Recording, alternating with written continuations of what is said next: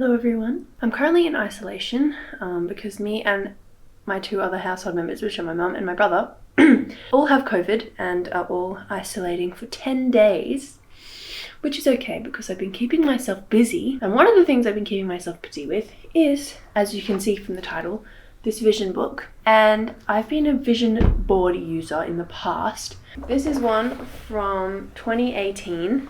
It's not like fully finished, but it's more like a lifelong vision board bucket list thing. So I've got lots of travel places, a community service section. There was a YouTube channel logo, but it fell off somewhere. Paragliding, which is, I've actually done it in Queenstown. So that's one vision board. Then I made this one last year, so 2021, but it's kind of bad. In the middle, it has one of my favorite quotes, which I still love. It says, "How we spend our days is how we spend our lives." And that's just a reminder that whatever I'm writing on here, I have to try to implement them in my daily life as best as I can. But both of those are kind of outdated now, and I'm feeling much more inspired to change it up, and I have some new ideas. So let's get started. This is a random book that I found in my house, and this book, FYI, is not like only 2022. I'm gonna keep it throughout as many years as it lasts and then just add to it as I go. Oh my gosh, I think I'm nervous. Because I don't make videos like this. Before I knew I was gonna film this video, I actually already did 3 pages in this book. First one being that, Maya's Vision, which is just the title page. Second one is continuing in 2022. So the first photo is me and my friends dancing in the garden in the Blue Mountains, which you can actually watch a video of. And I've just written free-spirited amongst these beautifully brained women because all of my friends are really smart and very beautiful people. Yeah, and I just think that photo is really encapsulating that sort of free-spiritedness that I want to embrace this year. Then the second photo is one that I actually took the other day. It is a photo of my bedroom. Along my bed is a bunch of magazines, seeking inspiration from all walks of life, be it magazines or books or images or people, places or memories. Because I think that's really important to stay creative and stay motivated and stay appreciative of your life and the world around you. And the last one, that is a photo from Christmas. It says, "Quality time with the most important people, family is home." So that's my first page to just get me started, to introduce me to the book. And then the second page I did, today is the first, and yesterday, sitting out on the balcony with Daniel and Mum, bracket in isolation, I divided my life's visions into 3 distinct sections. The first section that I came up with is daily. So daily includes habits and morning and night routines. Number 2, which is attainable. Attainable includes physical or measurable goals/skills that I can actually achieve. Then the third and last category is ongoing. And ongoing includes personal philosophies, mindsets, and values that I'll integrate in my daily/human experience. It'll make more sense later on when I explain exactly what I'm talking about. So those are the 3 categories: daily, attainable, and ongoing. And then at the bottom here, things that are definite in 2022. The first one, it says I'm a school captain, because last year I was elected as one of 3 school captains at my school. So in brackets underneath that, I said leadership responsibilities. The second one says it's my final year of high school, which is another fact. 2022 is my graduating year, and that means underneath it says immense academic prioritization. And then the last one is living with COVID, and under that I've just written remaining adaptable and facing each new challenge with grace, which we've all learned in the last 2 years, like the only way out is through, as I think Robert Frost once said. So I will now be talking about my daily section of my vision boarding. I did this yesterday, I did my daily page, and I'll just go through it with you guys and explain my thought process behind what I've written here. Yeah, hopefully some of these things resonate with you and you can add them to your daily routine. Morning. The things I'd like to do in the morning, and this kind of differs if I have school or not, because obviously with school I'm waking up a lot earlier and I have a set time to be at school. For the most part, I am aiming to have a phone-free morning. I actually bought an alarm clock, so instead of having the excuse, but I have to have my alarm, so I have to have my phone next to my bed, you can just set an alarm on the alarm clock and you can leave your phone outside charging, which is what I'm going to do. The next thing, I'd like to continue stretching in the morning. I've written stretch, move, dance. Mostly stretching because, you know, once you've slept for 8 hours plus, hopefully 8 hours plus, your whole body has just been limp. You wake up. Personally, I feel like I need to move. I come in the living room, put my yoga mat out, and just really get into it. You kind of just want to feel where you feel tight in your body, where you feel extra tension, and just do what feels natural. Next one, set a daily highlight. Now, this is from a book that I've been reading called Make Time. It's like a productivity book, so I'm a big fan of the to-do list, but obviously you can't get everything on your to-do list done every single day. So a daily highlight is one thing that you're committing to getting done in a day, and then after you've done that, you can do the other things on your to-do list. Lately, after I work out in the morning, I have a cold shower, so that kind of energizes me a lot. It feels really good. Now, down at the bottom, we have my nighttime routine. One thing that I really want to do this year that I haven't done in past years is make lunch the night before school, because I usually buy lunch every day and that's not very good, which will be interesting because I don't know how to cook anything. I'm really bad in the kitchen. Then I have at least 30 minutes reading every day. I was not an avid reader, but this has definitely helped me, encouraged me to read. Currently, I am reading Crime and Punishment by Fyodor Dostoevsky. And then the other book that I'm reading at the same time, On Earth We're Briefly Gorgeous by Ocean Vuong. Big recommendations. One is Atomic Habits, which I got for Kris Kringle. You can also watch my video from my Kris Kringle reveal with my friends. And Make Time by Jake Knapp and John Zeratsky.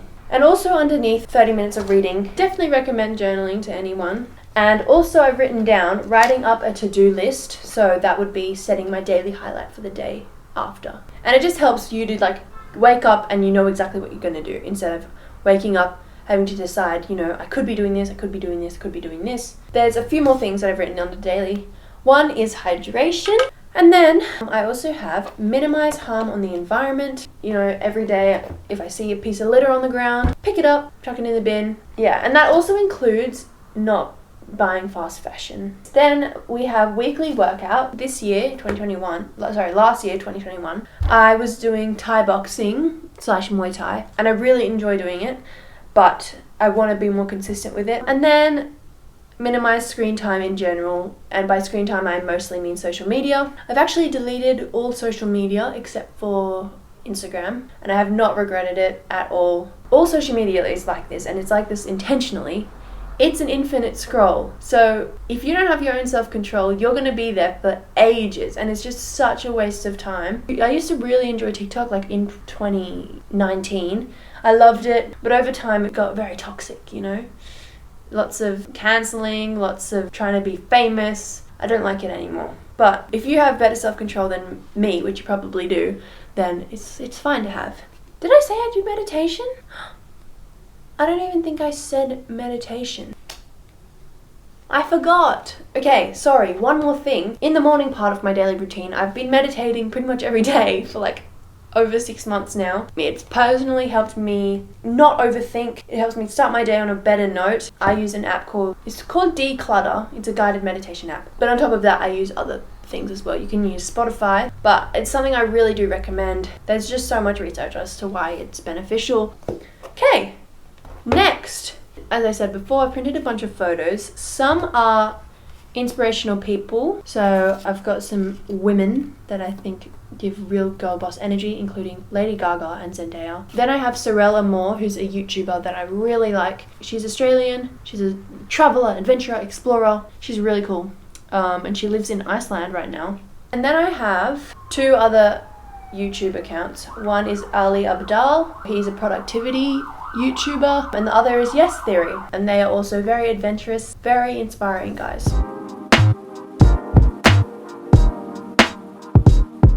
Yeah, that's the daily section. Here's a close-up, and then here is the page before, and now we're moving to Attainable. Under the Attainable section, this is really where academics comes in, so I can actually write for each subject what type of mark I want to get, what benchmark I'm setting for myself. Okay, I want above 90 in all my subjects. Business, That's probably my worst subject right now, but it is really straightforward to study for. I haven't hit the 90 mark yet for business. For English, I also want to maintain above 90%.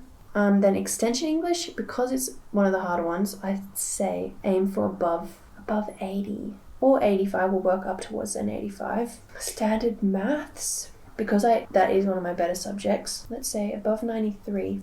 So for dance, I'm aiming for, I'd say 95. I'll aim for a 95 for dance. Then for art, also above 95. So your girl's got some like ambitions, but it's all definitely achievable. And then for ATAR, that's like my mark for my entire schooling career, I aim for a 95. I said it, I'm putting it out into the universe. 95 plus ATAR. I'm ready. I'm so ready for this year.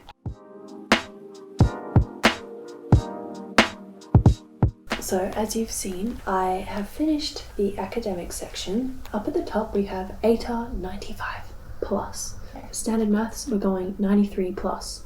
For advanced English we're going 90% plus. For visual arts we're going 95% plus. Business studies we're going 90% plus. Dance we're going 95 plus. And for English extension we're going 82 plus, because that's one of the more challenging subjects for me. And then I have a few quotes that I've added that help motivate me. So I've written at the top, embracing the resistance, which basically means, I'm sure you can relate to this, but when it comes to doing tasks that you don't enjoy studying, but you know you have to do it, so you feel this certain sense of resistance towards doing it, and you want to avoid it as best as you can. But the things that you feel the most resistance towards ultimately end up being the things that you feel most relieved after doing. So by embracing that feeling of resistance and just doing the work, I've noticed for me, I feel much better after I've done that. And then at the bottom, I have two more little like motivational things. One says input goals, not output goals. So all of the marks that I've written down, those are output goals. Those are things I don't have control over, how the marker marks, the questions I get given. So all of those things that are out of your control, those are your output goals. If you're too focused on those goals, such as like getting 95%, then you're going to be disappointed if you don't get it, and you're not going to want to improve after you don't get it. Or even if you do, you might get cocky, you might get complacent, and you won't continue putting in effort. So an input goal is the stuff that you do have control over. So, study this subject 20 minutes a day, to stay on top of my definitions, to choreograph a little bit of a dance each week as well. Those are all input goals that I have full control over and will ultimately naturally affect the result and the output. So by focusing on input goals and not output goals, I have more control over what I'm doing, and it also develops better habits. In the long run, it's much more worthwhile. Then the last one is dive right in, and that's something my math teacher says a lot, which means diving right into work. Don't think about it too much, don't hold it off, don't procrastinate. Just gotta dive into it, because the best way is through, and that's something that I really have to keep in mind. So hopefully you can take those quotes along if you like. But yeah, that is the academic page done. Next we're gonna do ongoing. Now, just to remind you, ongoing I've defined as personal philosophies, mindsets, and values that I'll integrate in my daily experiences. First, engaging in quality conversations and quality time with people. That refers to my friends, my family, acquaintances, strangers. I want to get to know other people's opinions, and that actually goes into the next one, which is practicing non-judgment and accepting all perspectives to then generate my own personal beliefs. Because it is instinct, and I think that with a lot of people it is instinct to have a preconceived idea of someone, or you make assumptions, and I don't think that's 100% to blame on you as a person or as me as a person, but it's just like how we've learnt things. Nothing wrong with that, but I'm just going to try to unlearn. That's a big thing, actually, a big word too. Unlearning certain ideas, constructs, assumptions that I've made throughout my life, and kind of starting fresh. Then I have following my intuition in all decision making. Now this is a big one. Although I am a very organized and planning sort of person, I will prioritize my intuition and my gut feeling over what I've planned. I'm not going to put 100% of my effort into something if my body doesn't want to do it. And that can go do I walk to school or do I take the bus? Do I listen to music or do I walk in silence? Or do I listen to a podcast? If you're constantly practicing listening to your gut and following what your gut says, it's going to give you more things to work with. And also last year, I was also getting into this podcast called Secular Buddhism. It's Buddhism more as a philosophy than a religion. Two of the key things I've really taken on board are non-attachment and impermanence. Just I'll briefly explain. Impermanence is the idea that everything is impermanent. You as a person are ever-changing. Your cells are regenerating all the time. Each second is passing. Everything is impermanent. So that means getting rid of grudges, accepting people, even if they've changed. As you go through life, you're not going to be the same person, because every day you're learning new things, every day you're experiencing new things. So you have to forgive yourself and you have to forgive other people for changing. But that's the idea of impermanence. The non-attachment is similar thing. Don't attach yourself to certain labels, certain things you've learned in the past, certain ideas of who you think you are. I mean, it's a lot harder said than done. Some people might associate themselves with being very organized. Let's just say that. Some people might attach themselves to the idea that they are organized, they will always be organized, they've always been organized, and that's not going to change. But you can't attach yourself to that idea, because as impermanence says, you are going to change. You are going to have to adapt to different things. You are going to learn different things. You're going to want to be different things. I don't know. You're getting life advice from a 16-year-old, which I know doesn't seem legitimate at all, but I'm just speaking my mind. The next thing on the list is fueling my body with nutrients. Once again, it's basically another way of just saying eating healthy. But personally, I think saying eating healthy, it's not very inspiring. It's not very clear. When I consider food as fuel for my body, it makes me realize, yeah, I want to be putting good quality stuff in so I can produce the best results. Maybe just considering food as a way of fueling your body and preparing it to keep you upright, to keep you walking, to get you through the day, to keep your brain active. It's more than just a habit. It's more than just a reward. I'm no expert. Please know that. I know that after a good meal, a healthy meal, my body feels energetic, it feels ready. But if I'm eating junk food or if I'm eating unhealthy food, I don't feel good after. Although I might crave it beforehand, I know I don't feel good after. That's something that I'm going to focus on. And then going along with that, I wrote fitness for internal health and not appearance. By that I mean a lot of people turn to fitness as a way to change your external appearance. If that helps you motivate yourself, that's a great way, I guess. But the real reason behind fitness, or at least for me, I want to strengthen my heart, I want to become more flexible, I want to do all those things, and that's all internal stuff. I'm not doing exercise to get abs, get skinny. I would much rather do it so that I can be assured that my heart is safe, to keep me agile, to let me do a whole day's worth of school without being tired. Does that make sense? I hope that makes sense. I've been interested. I mentioned this before, but I'm trying to be less consumerist and more minimalist. So that means having less things. I've already cleared out my wardrobe quite a bit. Got rid of a lot of stuff, which I actually did make a YouTube video about that, but I didn't post it.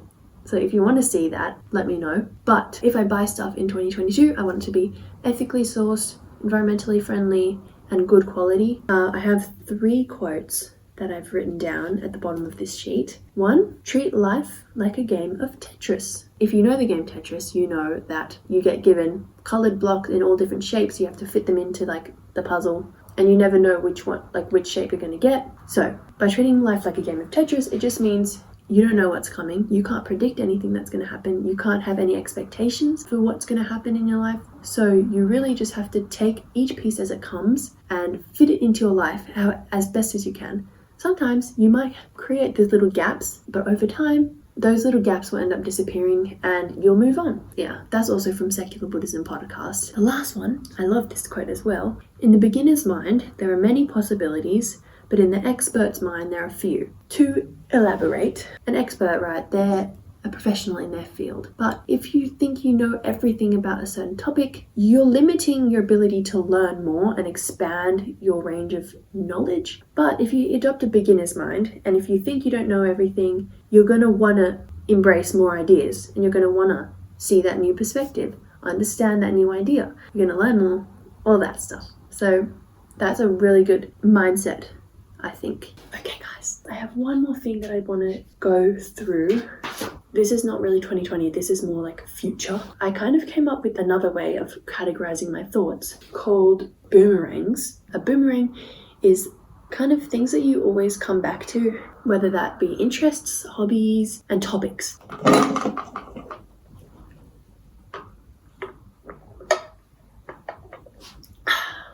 So, boomerangs. Traveling, and adventure. It's something that I always come back to. Then, lately, productivity on like human optimization, as I said before. It sounds really extreme, but for now, I'll just put it down because that could be useful. Then, this one's definitely useful for career, and that is organization and planning. In 2020, I planned my year 10 formal by myself and like with my mom's help. And I actually enjoy that whole process. I get really excited organizing stuff. I like making lists. I like doing brainstorms. I like collaborating with people too.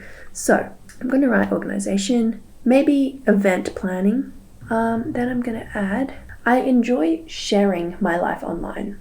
It's weird because I have a very love-hate relationship with social media, as I ranted about before, but I do enjoy sharing my life online. I also have written down seeking inspiration. I love Pinterest. I really enjoy making these mood boards. I like finding photos that really resonate with me. And on that note, it says creating videos. So that's vlogging, like gathering lots of different parts of my life, romanticizing my life in a way. That's actually my Instagram bio, because that is what it is. That is Instagram. In terms of like being creative as well, I noticed that my favorite part about being creative is looking back on what I've made. I love the idea of looking back at things in the future. Like since I was 7 probably, I was making videos. Hi Maya, hi future self, that sort of stuff. And then dance is also one. I will always be inspired by watching other dancers. All styles. I'm like, wow. It takes so much skill, so many different aspects like musicality, personal style, strength, and endurance. So yeah, I really admire other dancers. So those are my boomerangs, and I think I can add a few throughout the year. If someone asks you like, oh, what are you interested in? You can say those sorts of things. So it's kind of nice to just have in your pocket. And also when, researching universities, which I have to do. First of all, thank you for watching. If you've watched this far, I hope you feel motivated and inspired to write down and actualize your own goals. And I wish you all a sweet and a successful and a peaceful and a strong, productive new year. And thanks for watching. I hope you have a great day or afternoon or night.